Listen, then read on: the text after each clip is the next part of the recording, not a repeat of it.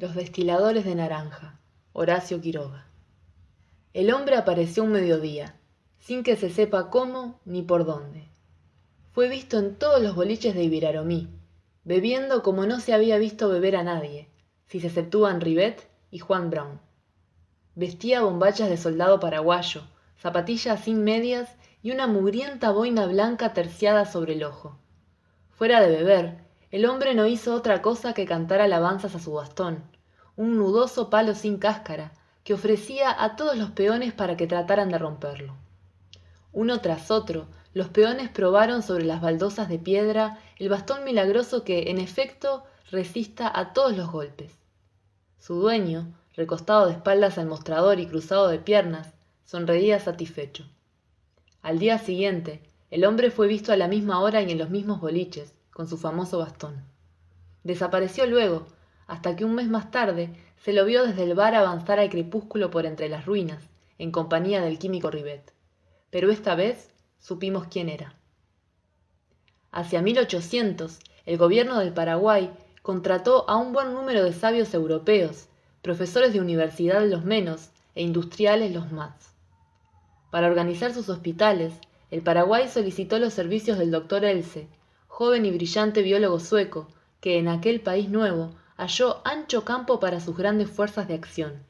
Dotó en 5 años a los hospitales y sus laboratorios de una organización que en 20 años no hubieran conseguido otros tantos profesionales. Luego, sus bríos se aduermen. El ilustre sabio paga al país tropical el pesado tributo que quema como en alcohol la actividad de tantos extranjeros y el derrumbe no se detiene ya. Durante 15 o 20 años nada se sabe de él, hasta que por fin se lo halla en Misiones, con sus bombachas de soldado y su boina terciada, exhibiendo como única finalidad de su vida el hacer comprobar a todo el mundo la resistencia de su palo. Este hombre, cuya presencia decidió al manco a realizar el sueño de sus últimos meses, la destilación alcohólica de naranjas. El manco, que ya hemos conocido con Rivet en otro relato, tenía simultáneamente en el cerebro 3 proyectos para enriquecerse y 1 o 2 para su diversión. Jamás había poseído un centavo ni un bien particular, faltándole además un brazo que había perdido en Buenos Aires con una manivela de auto. Pero con su solo brazo, 2 mandiocas cocidas y el soldador bajo el muñón, se consideraba el hombre más feliz del mundo. ¿Qué me falta?, solía decir con alegría, agitando su solo brazo.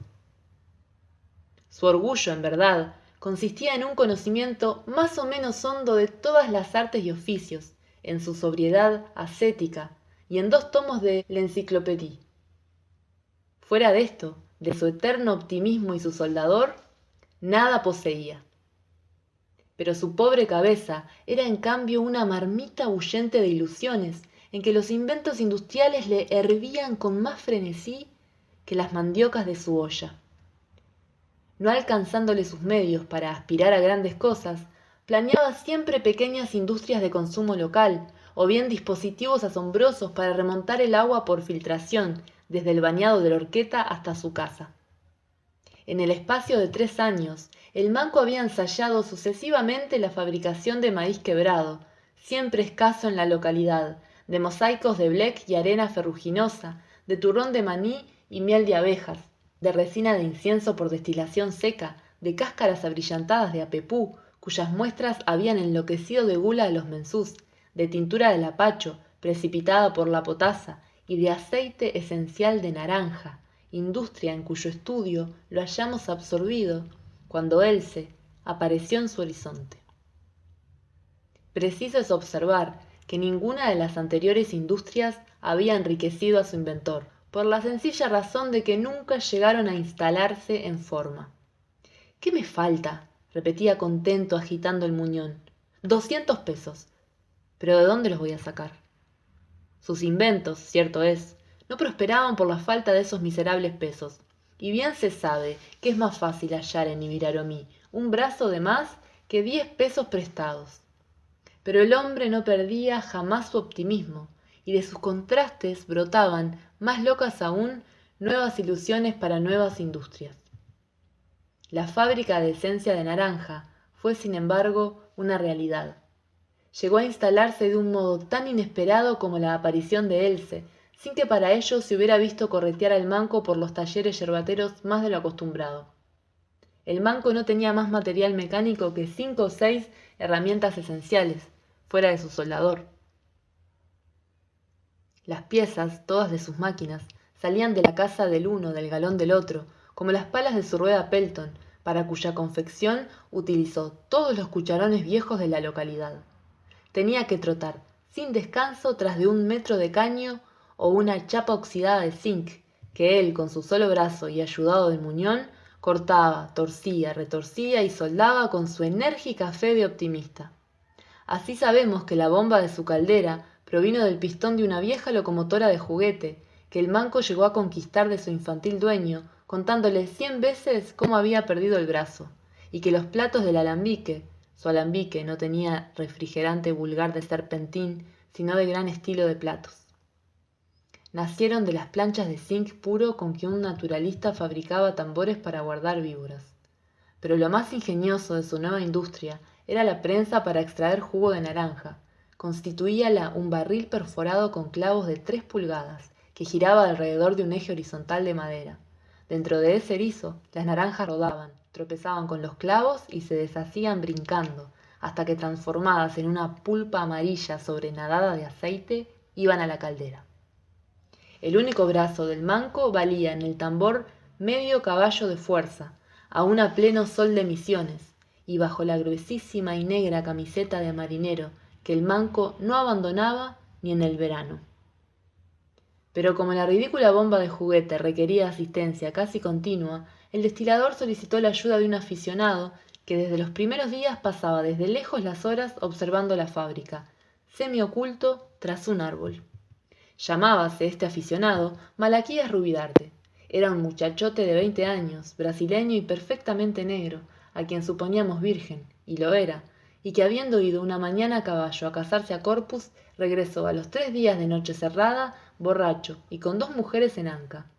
Vivía con su abuela en un edificio curiosísimo, conglomerado de casillas hechas con cajones de querosén, y que el negro arpista iba extendiendo y modificando de acuerdo con las novedades arquitectónicas que advertía en los 3 o 4 chalets que se construían entonces.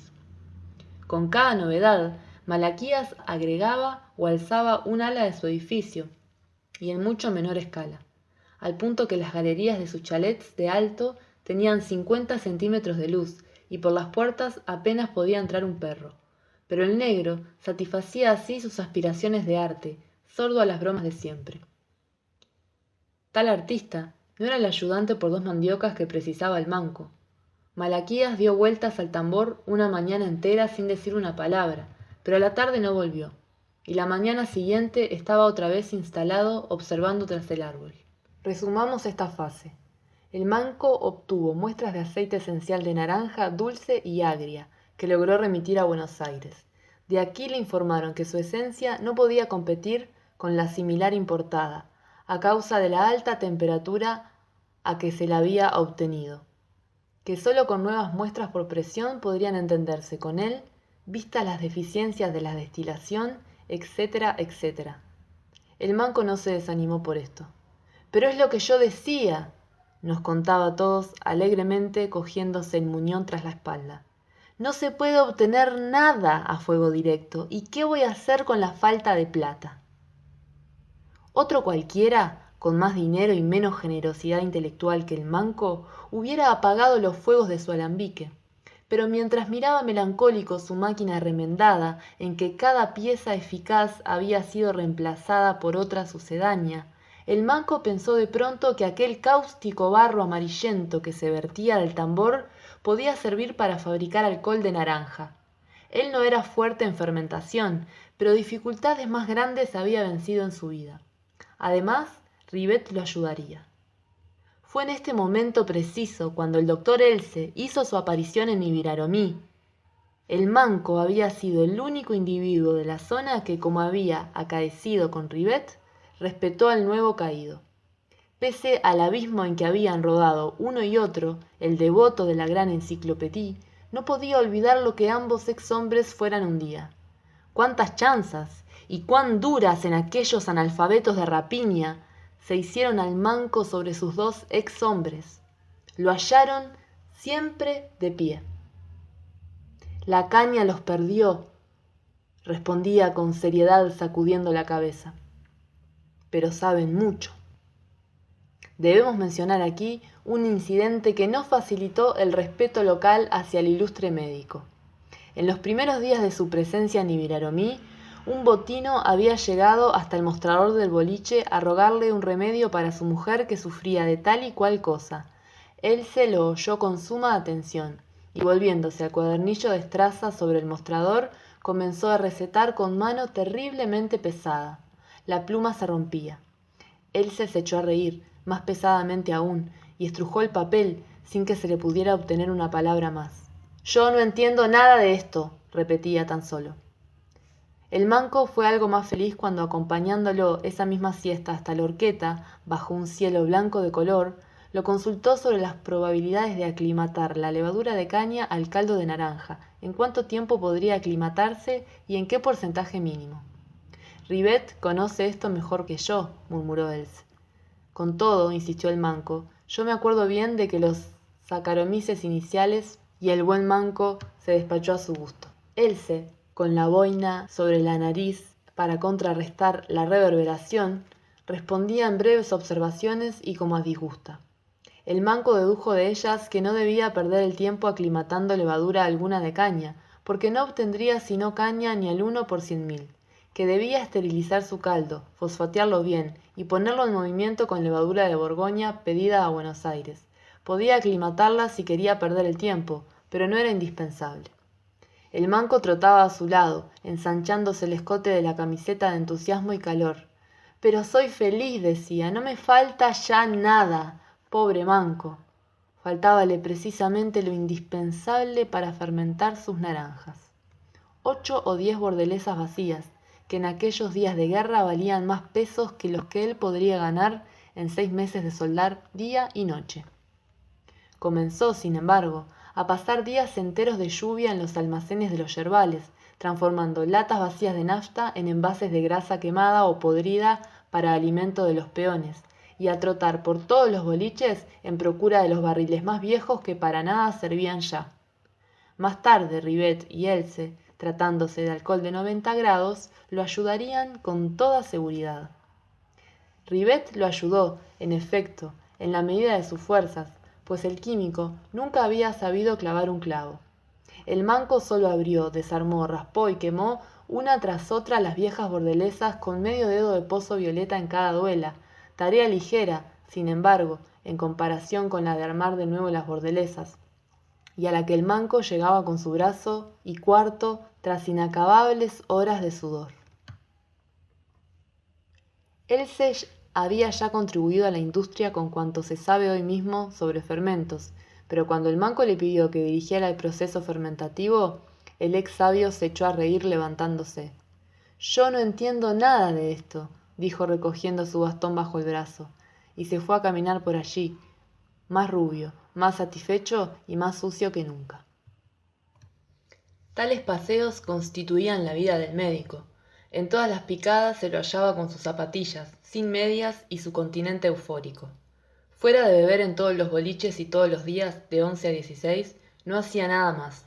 Tampoco frecuentaba el bar, diferenciándose en esto de su colega Ribet. Pero en cambio solía hallárselo a caballo a altas horas de la noche, cogido de las orejas del animal, al que llamaba su padre y su madre, con gruesas risas. Paseaban así horas enteras al tranco, hasta que el jinete caía por fin a reír del todo. A pesar de esta vida ligera, algo había sin embargo capaz de arrancar al ex hombre de su limbo alcohólico, y esto lo supimos la vez que, con gran sorpresa de todos, Else se mostró en el pueblo caminando rápidamente sin mirar a nadie. Esa tarde llegaba su hija, maestra de escuela en Santo Pipó, y que visitaba a su padre 2 o 3 veces en el año. Era una muchachita delgada y vestida de negro, de aspecto enfermizo y mirar hosco. Esta fue por lo menos la impresión nuestra cuando pasó por el pueblo con su padre en dirección a la horqueta, pero según lo que dedujimos de los informes del manco, aquella expresión de la maestrita era solo para nosotros, motivada por la degradación en que había caído su padre y a la que asistíamos día a día. Lo que después se supo confirma esta hipótesis. La chica era muy trigüeña y en nada se parecía al médico escandinavo. Tal vez no fuera hija suya, él por lo menos nunca lo creyó. Su modo de proceder con la criatura lo confirma, y solo Dios sabe cómo la maltratada y abandonada criatura pudo llegar a recibirse de maestra y a continuar queriendo a su padre. No pudiendo tenerlo a su lado, ella se trasladaba a verlo donde quiera que él estuviese, y el dinero que el doctor Else gastaba en beber provenía del sueldo de la maestrita. El ex hombre conservaba, sin embargo, un último pudor. No bebía en presencia de su hija, y este sacrificio, en aras de una chinita a quien no creía hija suya, acusa más ocultos fermentos que las reacciones ultracientíficas del pobre manco. Durante 4 días, en esta ocasión, no se vio al médico por ninguna parte, pero, aunque cuando apareció otra vez por los boliches estaba más borracho que nunca, se pudo apreciar en los remiendos de toda su ropa la obra de su hija. Desde entonces, cada vez que se veía a Else fresco y serio, cruzando rápido en busca de harina y grasa, todos decíamos, en estos días debe de llegar su hija. Entretanto, el manco continuaba soldando a horcajadas techos de lujos y en los días libres raspando y quemando duelas de barril. No fue solo esto. Habiendo ese año madurado muy pronto las naranjas por las fortísimas heladas, el manco debió también pensar en la temperatura de la bodega, a fin de que el frío nocturno, vivo aún en ese octubre, no trastornara la fermentación. Tuvo así que forrar por dentro su rancho con manojos de paja despeinada, de modo tal que aquello parecía un hirsuto y agresivo cepillo. Tuvo que instalar un aparato de calefacción, cuyo hogar constituíalo un tambor de acaroína y cuyos tubos de tacuara daban vueltas por entre las pajas de las paredes a modo de gruesa serpiente amarilla. Y tuvo que alquilar con arpista y todo, a cuenta del alcohol venidero, el carrito de ruedas macizas del negro Malaquías, quien de este modo volvió a prestar servicios al manco, acarreándole naranjas desde el monte con su mutismo habitual y el recuerdo melancólico de sus 2 mujeres. Un hombre común se hubiera rendido a medio camino. El manco no perdía un instante su alegre y sudorosa fe. Pero no nos falta ya nada, repetía haciendo bailar a la par del brazo entero su muñón optimista. Vamos a hacer una fortuna con esto. Una vez aclimatada la levadura de Borgoña, el manco y Malaquías procedieron a llenar las cubas. El negro partía las naranjas de un tajo de machete, y el manco las estrujaba entre sus dedos de hierro, todo con la misma velocidad y el mismo ritmo, como si machete y mano estuvieran unidos por la misma biela. Ribet los ayudaba a veces, bien que su trabajo consistiera en ir y venir febrilmente del colador de semillas a los barriles a fuer de director. En cuanto al médico, había contemplado con gran atención estas diversas operaciones, con las manos hundidas en los bolsillos y el bastón bajo la axila. Y ante la invitación a que prestara su ayuda, se había echado a reír, repitiendo como siempre, «Yo no entiendo nada de estas cosas». Y fue a pasearse de un lado a otro frente al camino, deteniéndose en cada extremo a ver si venía un transeúnte. No hicieron los destiladores en esos duros días más que cortar y cortar, estrujar y estrujar naranjas bajo un sol de fuego y almibarados de zumo de la barba a los pies. Pero cuando los primeros barriles comenzaron a alcoholizarse, en una fermentación tal que proyectaba a 2 dedos sobre el nivel una llovizna de color topacio, el doctor Else evolucionó hacia la bodega caldeada, donde el manco se abría el escote de entusiasmo. «¡Y ya está!», decía. «¿Qué nos falta ahora? Unos cuantos pesos más y nos hacemos riquísimos». Él se quitó uno por uno los tapones de algodón de los barriles y aspiró con la nariz en el agujero el delicioso perfume del vino de naranja en formación, perfume cuya penetrante frescura no se halla en caldo otro alguno de fruta. El médico levantó luego la vista a las paredes, al revestimiento amarillo de erizo, a la cañerla de víbora que se desarrollaba oscureciéndose entre las pajas en un vaho de aire vibrante, y sonrió un momento con pesadez. Pero desde entonces no se apartó de alrededor de la fábrica. Aún más, se quedó a dormir allí. Él se vivía en una chacra del manco, a orillas de la Horqueta. Hemos omitido esta opulencia del Manco por la razón de que el gobierno nacional llama chacras a las fracciones de 25 hectáreas de monte virgen o pajonal, que vende al precio de 75 pesos la fracción, pagaderos en 6 años. La chacra del Manco consistía en un bañado solitario, donde no había más que un ranchito aislado entre un círculo de cenizas y zorros entre las pajas. Nada más, ni siquiera hojas en la puerta del rancho. El médico se instaló, pues, en la fábrica de las ruinas, retenido por el bouquet naciente del vino de naranja, y aunque su ayuda fue la que conocemos, cada vez que en las noches subsiguientes el Manco se despertó a vigilar la calefacción, halló siempre a Else sosteniendo el fuego. El médico dormía poco y mal, y pasaba la noche en cuclillas ante la lata de acaroína, tomando mate y naranjas caldeadas en las brasas del hogar. La conversión alcohólica de las 100.000 naranjas concluyó por fin, y los destiladores se hallaron ante 8 bordelesas de un vino muy débil, sin duda, pero cuya graduación les aseguraba asimismo 100 litros de alcohol de 50 grados, fortaleza mínima que requería el paladar local.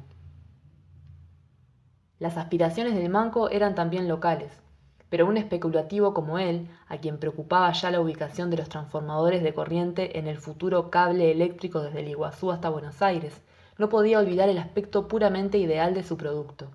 Trotó en consecuencia unos días en procura de algunos frascos de 100 gramos para enviar muestras a Buenos Aires, y aprontó unas muestras que alineó en el banco para enviarlas esa tarde por correo. Pero cuando volvió a buscarlas no las halló, y sí al doctor Else, sentado en la escarpa del camino, satisfechísimo de sí y con el bastón entre las manos, incapaz de un solo movimiento.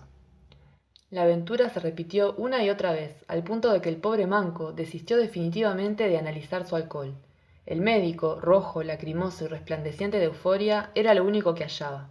No perdía por esto el Manco su admiración por el ex sabio. Pero se lo toma todo, nos confiaba de noche en el bar. ¡Qué hombre! No me deja una sola muestra. Al Manco faltábale tiempo para destilar con la lentitud debida, e igualmente para desechar las flegmas de su producto. Su alcohol sufría así de las mismas enfermedades que su esencia, el mismo olor viroso, e igual dejo cáustico. Por consejo de Rivet, transformó en bitter aquella imposible caña, con el solo recurso de apepú y oruzú, a efectos de la espuma. En este definitivo aspecto entró el alcohol de naranja en el mercado. Por lo que respecta al químico y su colega, lo bebían sin taza, tal como goteaba de los platos del alambique con sus venenos cerebrales. Una de esas siestas de fuego, el médico fue hallado tendido de espaldas a través del desamparado camino al Puerto Viejo, riéndose con el sol a plomo. Si la maestrita no llega uno de estos días, dijimos nosotros, le va a dar trabajo encontrar dónde ha muerto su padre. Precisamente, una semana después supimos por el Manco que la hija de Else llegaba convaleciente de gripe. Con la lluvia que se apronta, pensamos otra vez, la muchacha no va a mejorar gran cosa en el bañado de la Horqueta. Por primera vez desde que estaba entre nosotros, no se vio al médico Else cruzar firme y apresurado ante la inminente llegada de su hija. Una hora antes de arribar la lancha, fue al puerto por el camino de las ruinas, en el carrito del arpista Malaquías, cuya yegua, al paso y todo, jadeaba exhausta con las orejas mojadas de sudor. El cielo denso y lívido, como paralizado de pesadez, no presagiaba nada bueno, tras mes y medio de sequía. Al llegar la lancha, en efecto, comenzó a llover. La maestrita, achuchada, pisó la orilla chorreante bajo agua, subió bajo agua, en el carrito, y bajo agua hicieron con su padre todo el trayecto, a punto de que cuando llegaron de noche a la Horqueta, no se oía en el solitario pajonal ni un aullido de zorro, y sí el sordo crepitar de la lluvia en el patio de tierra del rancho. La maestrita no tuvo esta vez necesidad de ir hasta el bañado a lavar las ropas de su padre. Llovió toda la noche y todo el día siguiente, sin más descanso que la tregua acuosa del crepúsculo, a la hora en que el médico comenzaba a ver alimañas raras prendidas al dorso de sus manos. Un hombre que ya ha dialogado con las cosas, tendido de espaldas al sol, puede ver seres imprevistos al suprimir de golpe el sostén de su vida. Rivet, antes de morir, un año más tarde con su litro de alcohol carburado de lámparas, tuvo con seguridad fantasías de ese orden clavadas ante la vista. solamente que Ribet no tenía hijos, y el error de Else consistió precisamente en ver, en vez de su hija, una monstruosa rata. Lo que primero vio fue un grande, muy grande ciempiés que daba vueltas por las paredes. Él se quedó sentado con los ojos fijos en aquello, y el ciempiés se desvaneció. Pero al bajar el hombre la vista, lo vio ascender arqueado por entre sus rodillas, con el vientre y las patas hormigueantes vueltas a él, subiendo, subiendo interminablemente. El médico tendió las manos delante y sus dedos apretaron el vacío. Sonrió pesadamente. Ilusión. Nada más que ilusión. Pero la fauna del delirium tremens es mucho más lógica que la sonrisa de un ex sabio, y tiene por hábito trepar obstinadamente por las bombachas o surgir bruscamente de los rincones.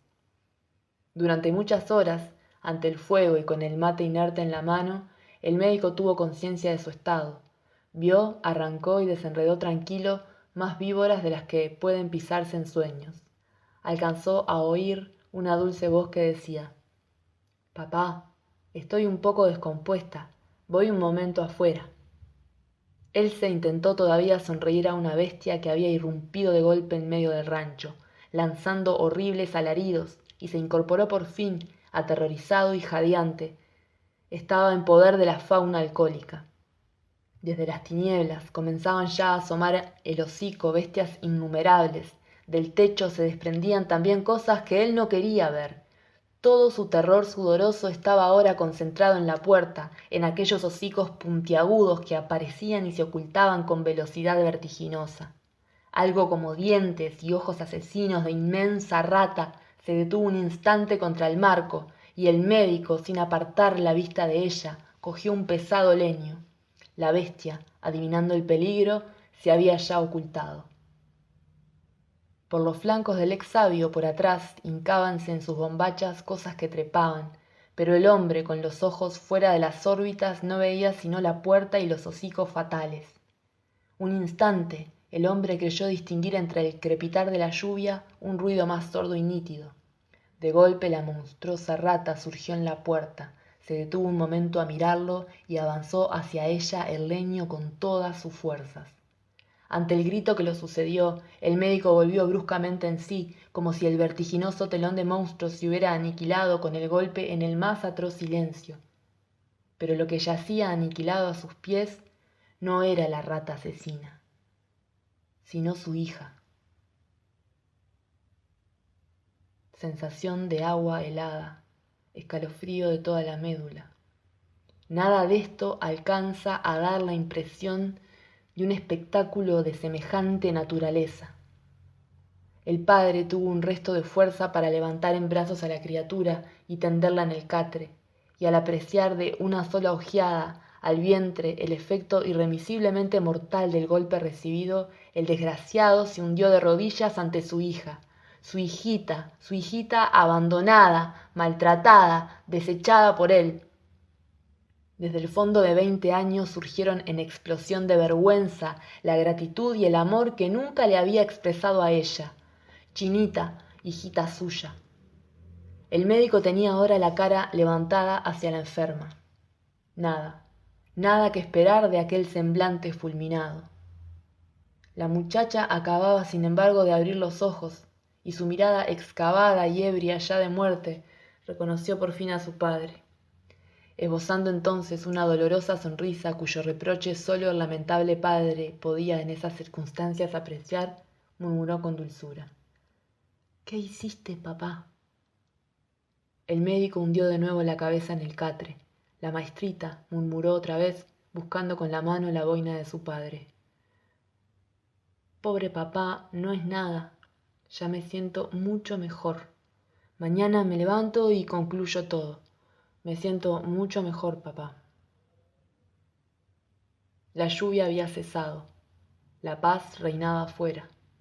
Pero al cabo de un momento, el médico sintió que la enferma hacía en vano esfuerzos para incorporarse, y al levantar el rostro vio que su hija lo miraba con los ojos muy abiertos en una brusca revelación.